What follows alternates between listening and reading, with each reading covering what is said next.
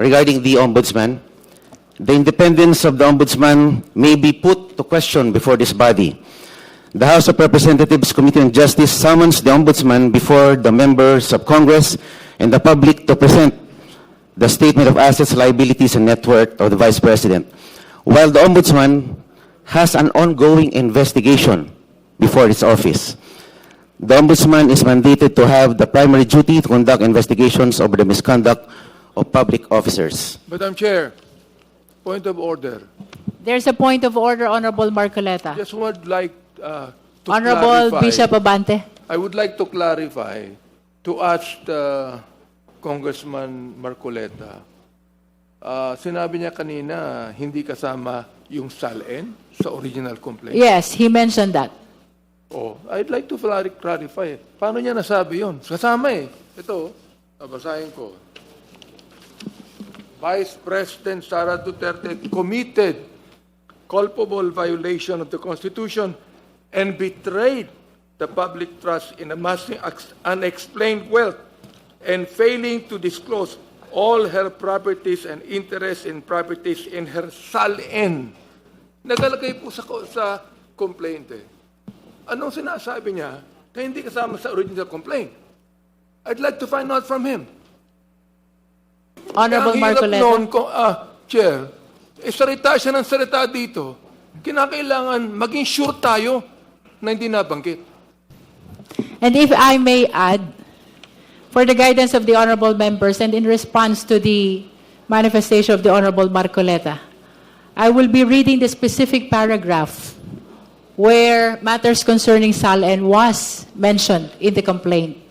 With regards to Sabala complaint, there are allegations in paragraph 107, 108, 109, and paragraphs 285 to 290.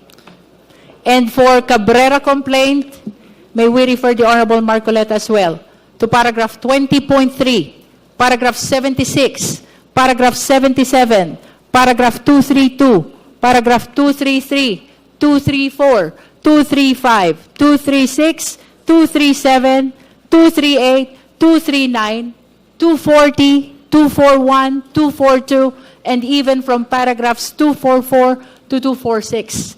For the information of the Honorable Marcoleta, Yes, ma'am. the mentioned Binanggit po ang- paragraphs contained allegations which are relevant to the SALNs of the respondent. Yes, ma'am. It was mentioned, I think, very adequately, the word SALNs, but they were never attached to the original complaints.